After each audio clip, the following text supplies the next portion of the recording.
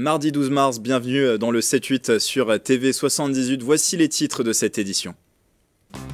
Et les habitants de Bois d'Arcy vont devoir choisir un nouveau maire. Une élection municipale partielle est programmée dans la commune les 21 et 28 avril prochains, conséquence de la démission de l'édile Jean-Philippe Luce et de plusieurs conseillers municipaux. La magistrature, une profession largement féminine. Plus de 70% des juges en France sont des femmes. Pourtant, les hommes continuent d'occuper majoritairement les postes à haute responsabilité. Une association Femmes de Justice œuvre pour la parité à la tête des juridictions.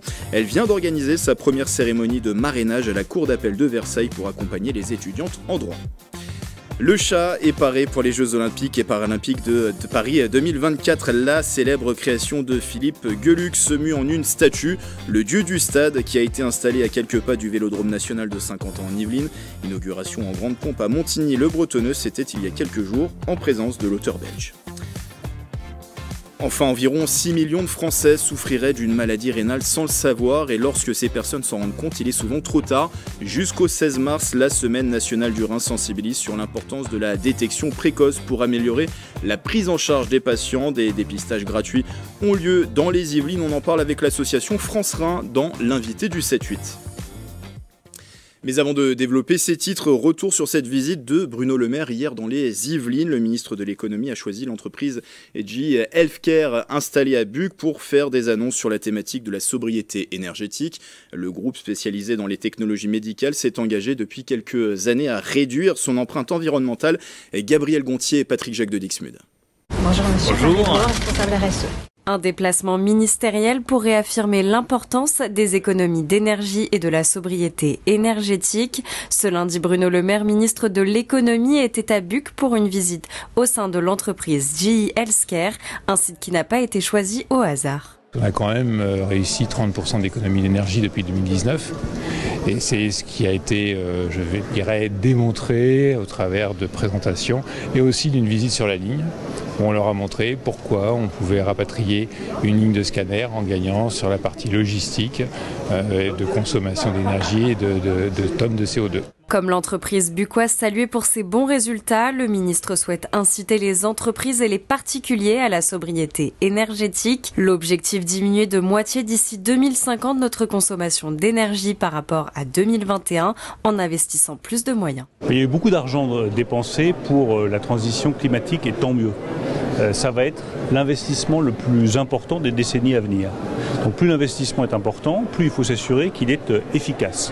Donc nous avons un certain nombre de dispositifs que nous avons mis en place avec Christophe Béchu, qui sont particulièrement utiles pour les ménages. Je pense par exemple à ma prime rénov', je pense au bonus pour les véhicules électriques.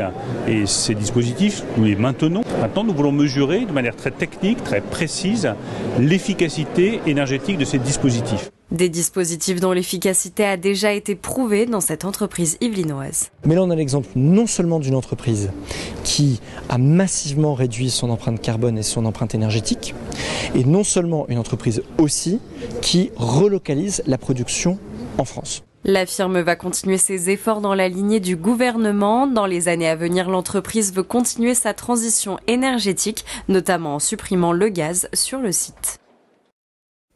Et avec moi en plateau, Clara de Frutos, bonsoir. De la rédaction de TV78, on va faire le point avec vous sur les informations du jour dans les Yvelines.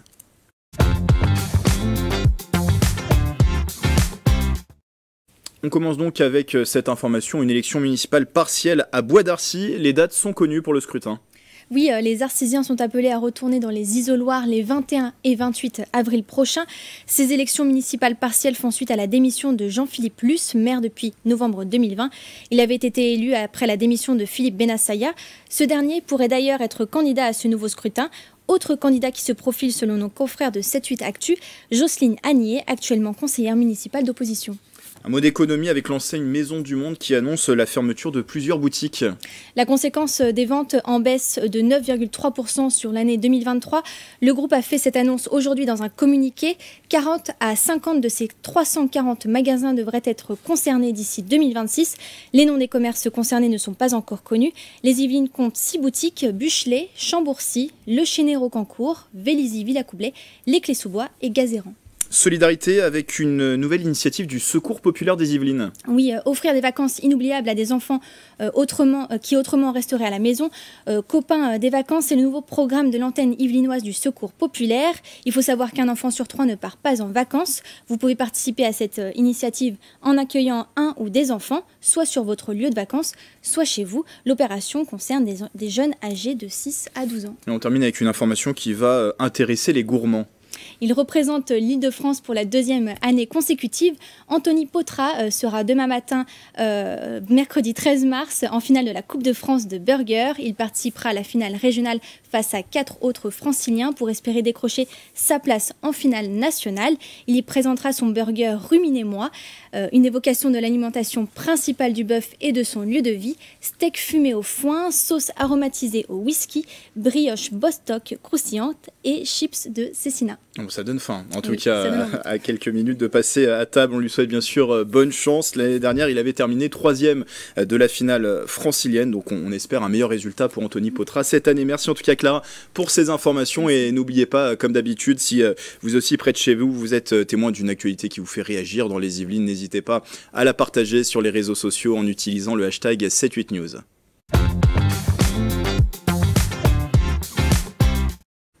Plus de femmes à la tête des juridictions, c'est le souhait de femmes de justice qui militent pour la parité dans les postes à haute responsabilité dans la magistrature. L'association vient d'organiser sa première cérémonie de marrainage. C'est à la cour d'appel de Versailles pour accompagner les étudiantes en droit et donc une journée qui était proposée à l'occasion de la Journée internationale des droits des femmes. Régine Ralèche.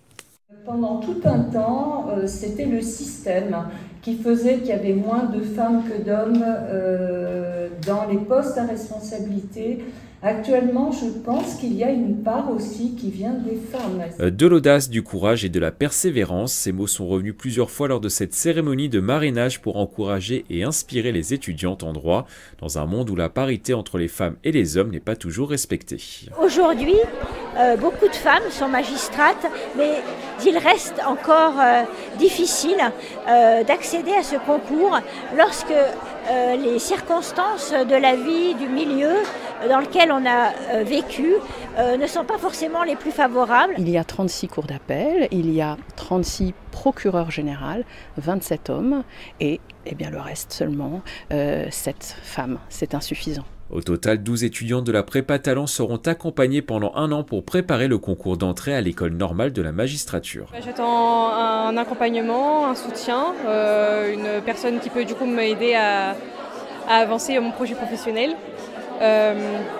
Voilà, pour un peu me rassurer et puis me donner ses expériences à elle. Je suis honorée d'avoir cette marraine parce qu'elle est présidente de l'une des chambres de l'instruction de la cour d'appel et étant donné que je suis passionnée par la matière pénale, je me dis que cette collaboration sera, et j'en suis sûre, une expérience enrichissante. Durant la cérémonie, les marraines et leurs filleuls se sont engagés à travers une charte. Les marraines devront notamment accompagner les étudiants dans leurs projets professionnels et dans leurs démarches administratives. C'était bien sûr la voix de Mickaël Midoro sur ce reportage, l'heure des actualités culturelles dans le 7-8.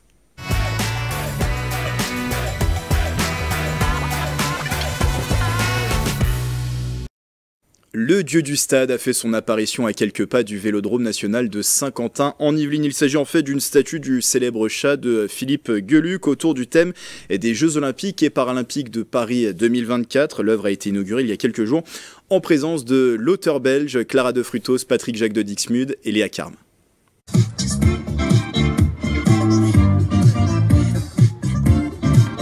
Quand on veut gagner, il faut savoir choisir ses adversaires. Le chat est prêt pour les Jeux Olympiques. Son créateur, Philippe Geluck, inaugurait le 7 mars dernier sa sculpture en face du Vélodrome national de Saint-Quentin en Yvelines. Surnommé le dieu du stade, cette statue de 3 mètres de haut représente son célèbre personnage de bande dessinée sur la plus haute marche du podium. Avec à ses côtés, ses 2 adversaires, un escargot et une tortue. Une sculpture qui fait écho aux Jeux Olympiques qui auront lieu cet été, en partie à Saint-Quentin en Yvelines. Très honnêtement, je suis ému et je me dis que symboliquement, c'est tout de même énorme pour moi et pour lui de se retrouver là, emblème des Jeux Olympiques, devant le Vélodrome de Saint-Quentin en Yvelines. Enfin, c'est juste magique. Un projet entièrement financé par l'agglomération de Saint-Quentin-en-Yvelines. Comme il y avait une statue qui avait trait au sport, eh bien, nous nous sommes dit que ça serait vraiment judicieux de l'avoir et de pouvoir l'installer ici. Et là, nous avions une statue que nous savions immédiatement identifiable, sympathique, attirant les gens. Donc une belle façon d'attirer les gens vers un objet culturel, vers une œuvre. Et ces dessins sont extraordinaires. Alors on s'est dit, et si on essayait effectivement de se lancer dans ces jeux d'esprit en l'occurrence, et que ce soit un peu un symbole, et puis que ça se voit, qu'on le mette, qu'on montre bien à tout le monde qu'on a le sens de l'humour aussi. Cet anti-héros à l'esprit décalé naît en 1983 dans les colonnes du journal belge Le Soir. Très vite, il devient la mascotte du quotidien. Entre-temps, le chat est sorti de sa bulle et prend une autre dimension grâce à la peinture. Il finit par prendre l'air en devenant une statue de bronze en 2021 avec l'exposition itinérante en plein air, Le Chat déambule. Le chat traverse les époques, toujours avec son ton décalé. Il fête même il y a quelques mois ses 40 ans et il accueillera Pistard et Public en juillet et août prochain. On reste à Montigny-le-Bretonneux où le 19 mars prochain, la salle Jacques Brel accueille sur ses planches Songe à la douceur, une comédie musicale de la compagnie Seuil Création autour de l'amour. Voici 3 bonnes raisons de prendre vos places au micro de Mathilde Franco. Bonjour, je me présente José Cachin, maire adjoint, délégué à la culture et à l'événementiel à Montigny-le-Bretonneux. Si je suis devant vous, cher public, c'est pour vous donner une envie, l'envie d'assister à un spectacle à la salle Jacques Brel qui s'intitule Songe à la douceur.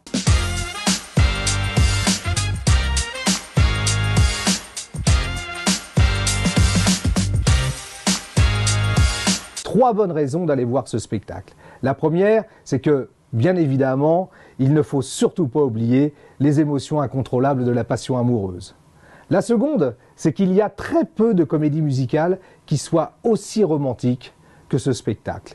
Et enfin la dernière, c'est que lorsque vous sortirez de ce spectacle, très probablement que ça vous permettra ensuite de plonger dans le formidable roman éponyme de Clémentine Beauvais. C'est pas vraiment un amour de roman, qu'on mettrait en grand sur un écran, l'amour philharmonique d'un opéra, mais un amour neuf et vieux à la fois. Ça alors Tatiana, mais je t'aurais pas reconnu, qu'est-ce que t'as changé? T'es tellement plus grande, enfin je veux dire. T'avais quoi la dernière fois qu'on s'est vu? 14 ans? Oui, ça doit être ça. Alors si ces trois raisons vous ont convaincu, je vous invite à venir assister à Songe à la douceur qui se déroulera le 19 mars, le mardi 19 mars à 20h30 à la salle Jacques Brel.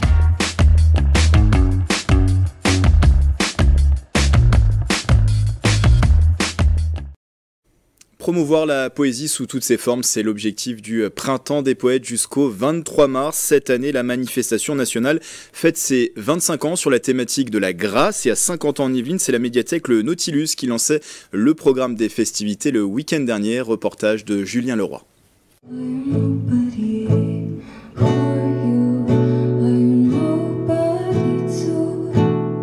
La poésie magnifiée par la musique. Elia Morelli au chant et Dominique Mathieu à la guitare. Ce duo d'autodidactes s'est rencontré fin 2020 à Chavenay autour de la passion des mots. Ce samedi 9 mars, la médiathèque Le Nautilus de Villepreux faisait découvrir aux amateurs leur univers. William Shakespeare, Emily Dickinson ou Samuel Beckett. Un projet mêlant mélodie folk et poésie anglo-saxonne du XVIIe au XXe siècle nommé Oldham and Hell. Une manière de donner une nouvelle voix à ces écrivains. J'ai découvert que la poésie, c'était la quintessence de la littérature.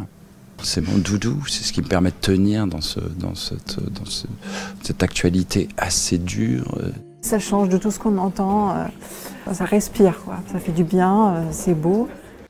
Un événement organisé dans le cadre du Printemps des poètes. Partout en France, cette fête se déroule chaque année au mois de mars depuis 1999. L'objectif, sensibiliser à la poésie sous toutes ses formes. De son côté, l'agglomération de Saint-Quentin-en-Yvelines met en avant des créations contemporaines.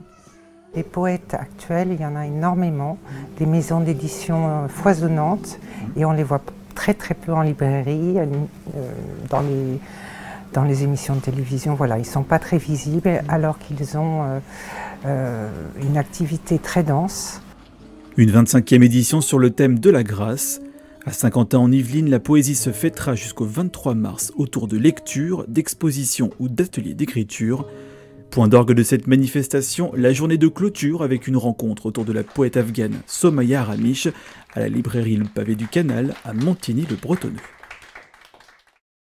Maxence Delacroix est un jeune Yvelinois passionné d'histoire. Chaque mardi dans le 7-8, il se fixe comme objectif de vous en apprendre plus sur le département. Et ce soir, il fait son focus sur le site de Port-Royal-des-Champs, c'est à Magny-les-Hameaux. Le site de Port-Royal-des-Champs permet grandement à la vallée de Chevreuse de devenir un lieu attractif. Anciennement, ce grand site rural abritait la célèbre abbaye de Port-Royal. Cette abbaye était en activité du XIIIe au XIXe siècle. L'abbaye a été fondée en 1204 par Mathilde de Garlande. Femme de la grande noblesse française, elle voulait faire concurrence à l'abbaye des Vaux-de-Cernay, entièrement masculine. Vous l'aurez donc compris, Port-Royal était une abbaye uniquement composée de religieuses et elle devient la première abbaye cistercienne des Yvelines. D'ailleurs, ne la confondez pas avec l'abbaye Port-Royal à Paris, fondée en 1625 pour héberger provisoirement les sœurs pendant les fortes épidémies de paludisme. Avec le temps, Port-Royal devient l'une des abbayes les plus puissantes d'Île-de-France. L'activité économique provenait majoritairement des nombreuses terres agricoles possédées. Les religieuses étaient surnommées les Dames de Port-Royal et la responsable de l'abbaye, donc la mère supérieure, possédait le titre de seigneur pour le contrôle des terres qu'elle avait aux alentours. Aujourd'hui, il ne reste presque rien de l'abbaye. Vous pouvez malgré tout vous y rendre pour visiter les quelques vestiges restants, comme la petite chapelle ou quelques bâtiments agricoles utilisés par les religieuses ouvrières. Dans un instant, l'invité du 7-8, mais juste avant, on va regarder les prévisions météo de demain.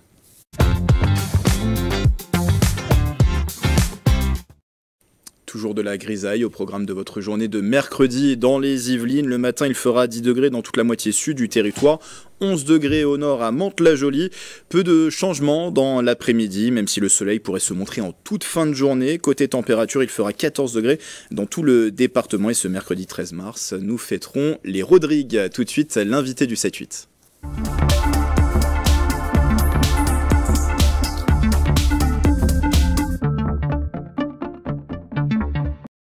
Le chiffre a de quoi faire froid dans le dos. 6 millions de personnes vivraient en France avec les reins malades sans le savoir depuis le 9 mars. Et jusqu'au 16 mars, l'association France Rein se mobilise à l'occasion de la 19e journée, la 19e semaine même nationale du rein. Des dépistages gratuits et anonymes sont proposés à cette occasion partout en France et dans les Yvelines. Vous le voyez sur cette animation. 3 lieux jeudi 14 mars prochain, notamment donc dans les Yvelines, à l'hôpital de la Porte Verte à Versailles, à la clinique de Saint-Germain-en-Laye et au centre de santé Yves Culot à Sartrouville.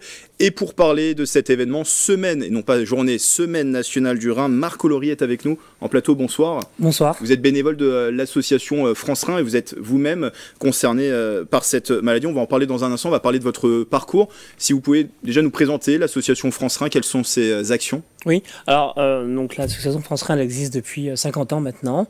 On intervient dans les hôpitaux mais aussi dans les entreprises pour faire des dépistages des maladies reins et puis bien sûr parler en faveur du don d'organes. Une personne sur 10 est concernée en France par cette maladie rénale. Je le disais, vous-même, vous avez été concerné, vous êtes concerné par cette maladie. Est-ce que vous pouvez nous parler de votre parcours ?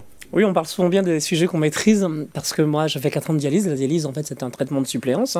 Lorsqu'on arrive en insuffisance rénale chronique terminale, c'est-à-dire que les reins ne fonctionnent plus, c'est une machine qui prend le relais. C'est 3 fois par semaine, 4 heures. Après, on s'est adapté en fonction des individus. Et ensuite, je suis greffé depuis 15 ans grâce aux dons de ma grande sœur.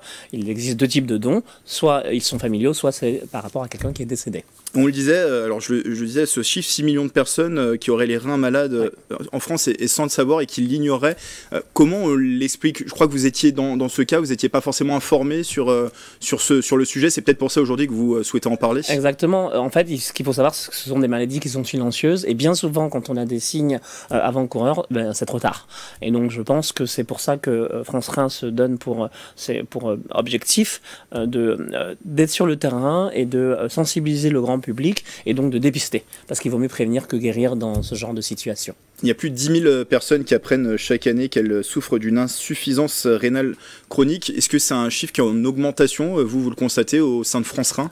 Oui, les datas, enfin les chiffres, c'est que c'est une augmentation de plus 12%. Alors après, ça dépend des années, mais chaque année, on a des personnes qui se déversent toujours plus en dialyse. Ça a un coût pour le gouvernement, qui se chiffre en milliards d'euros. Et du coup, l'idée, effectivement, de dépister les personnes, c'est d'éviter qu'elles arrivent dans cette situation qui a un coût pour la sécurité sociale et donc pour le gouvernement. Parce que souvent, quand elles s'en rendent compte, aujourd'hui, c'est trop tard, c'est ça ? C'est trop tard, exactement. Et il y a une prise en charge, en fait, qui se fait au tout dernier moment, en dialyse, et puis après, avec les traitements, c'est le traitement de suppléance roi, et puis après les options de greffe, que ce soit familiale ou par rapport à un donneur décédé. On précise qu'en France, 41 000 personnes sont porteuses d'un greffon rénal, avec une prise en charge, vous le disiez, compliquée et coûteuse. Vous citiez tout à l'heure le coût pour l'État. Du coup, le but de cette semaine, c'est ça, c'est sensibiliser sur le dépistage précoce. Plus on dépiste tôt, mieux la maladie sera prise en charge, sera mieux prise en charge. Exactement. Pour être plus précis au niveau des chiffres, c'est 3,36 milliards d'euros le coût de l'insuffisance rénale et 2,4 milliards pour les dépenses en dialyse, c'est-à-dire le traitement de suppléance.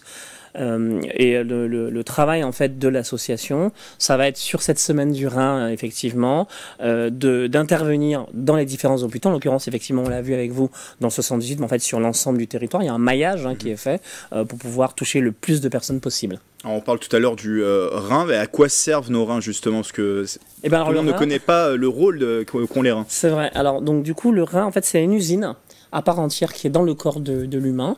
Et en fait, dans les reins, il y a des néphrons. On a 1 million de néphrons dans chacun de nos reins qui sont en fait tissulaires et qui vont absorber le sang, qui vont le filtrer à peu près toutes les 7 heures et qui vont créer l'urine. Et donc, les reins, il faut en prendre soin parce qu'en fait, lorsqu'ils ne fonctionnent plus, on est un peu comme une gourde. Oui. C'est-à-dire qu'on ne filtre plus les déchets et il y a un danger effectivement de mort, d'où ce traitement de suppléance qui est réalisé par la dialyse. Et justement, comment on prend soin de nos reins? Alors, il faut d'abord essayer de boire autant qu'on peut 1,5 litre d'eau par jour. C'est recommandé pour un adulte. Il faut avoir une activité physique et sportive. Donc ça, c'est vraiment quelque chose qu'on conseille fortement.